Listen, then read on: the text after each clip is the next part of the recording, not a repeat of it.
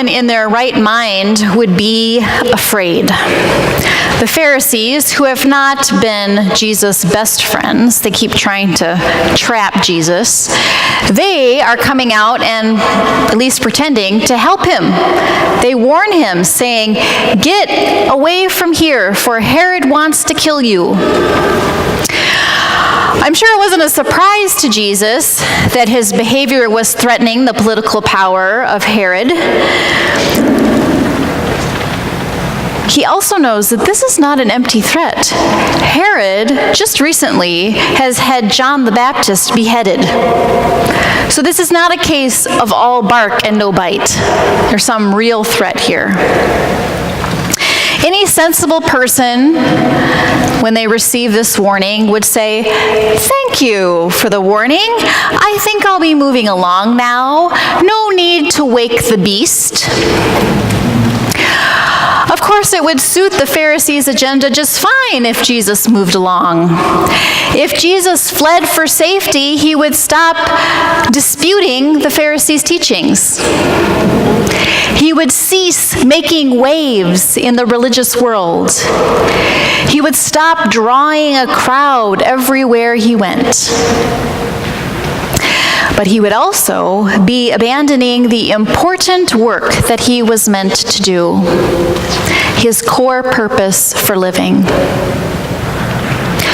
"Go tell that fox for me, listen." Jesus' response is an insult to Herod and a clear message that he's not intimidated by this threat. He's not going to go hide in a cave somewhere. He basically says, "I've got stuff to do, and when I'm done, I'm going to go to Jerusalem. But until then, I'm just going to be here doing what I need to do. You kill prophets in Jerusalem, so I'm safe for now." Which is a pretty gutsy thing to say. And although he's saying, "Tell Herod this," he's not only saying this for Herod's benefit, right? He's saying it to the Pharisees. The Pharisees are hearing him say this, as well as everyone else is just listening in at this moment, the crowd that is gathered. Jesus is in effect saying, "This is who I am. This is how I roll. In this moment, when my life is threatened, I am choosing courage over fear, purpose over safety." It's almost as if Jesus is familiar with Psalm 27, our psalm for today. Well, yeah, he is familiar with the psalm for today. Right? He knows this. He's a Jewish person, a faithful Jewish person. He's heard this before. He's heard, "The Lord is my light and my salvation. Of whom shall I be afraid? The Lord is the stronghold of my life. Whom shall I fear?"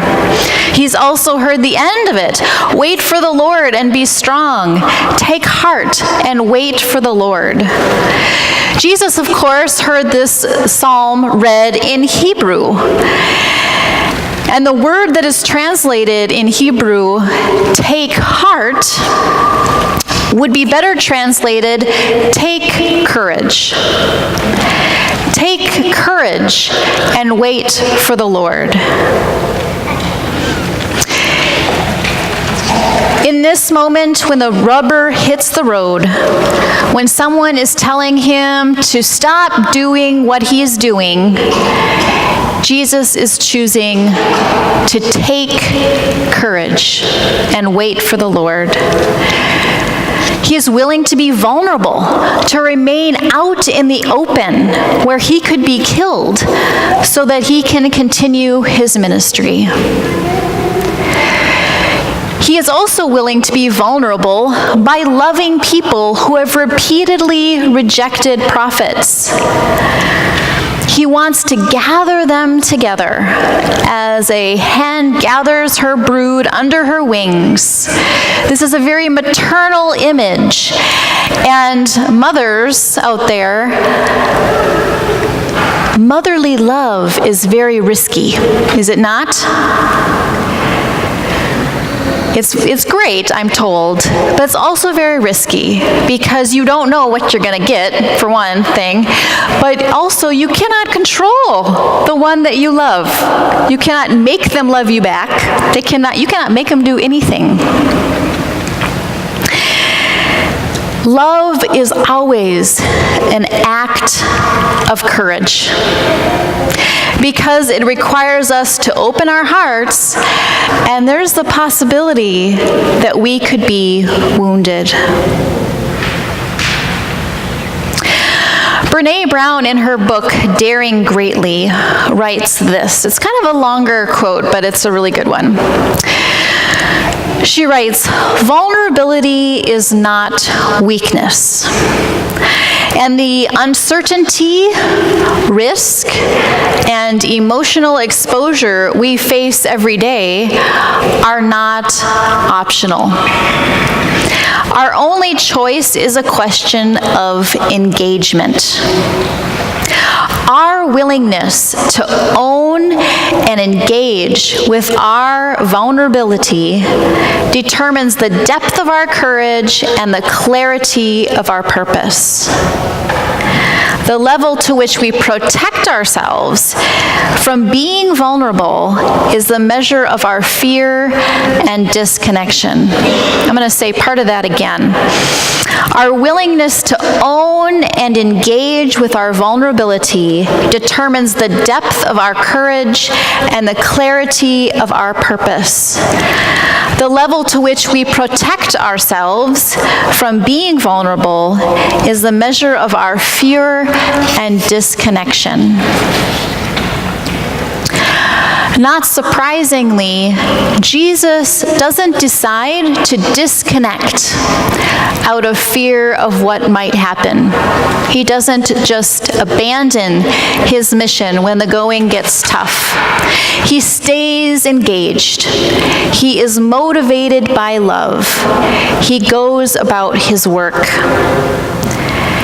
It's as though God's own longing for the people of God has become Jesus' longing, and it holds him on course.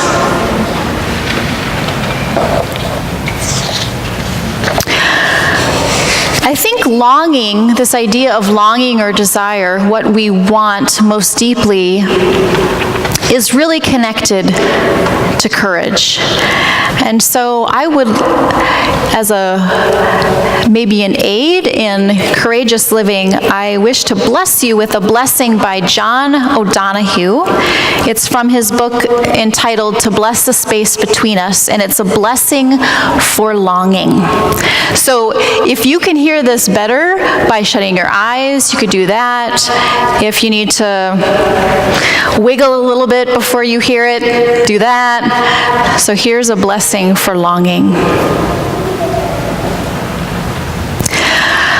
Blessed be the longing that brought you here and quickens your soul with wonder. May you have the courage to listen to the voice of desire that disturbs you when you have settled for something safe.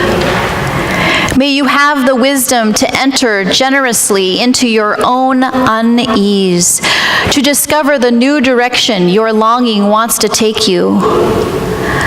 May the forms of your belonging in love, creativity, and friendship be equal to the grandeur and call of your soul.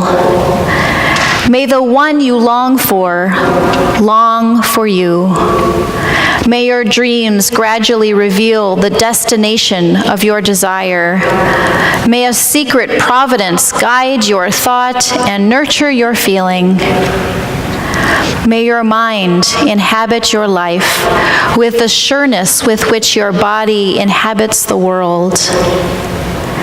May your heart never be haunted by ghost structures of old damage.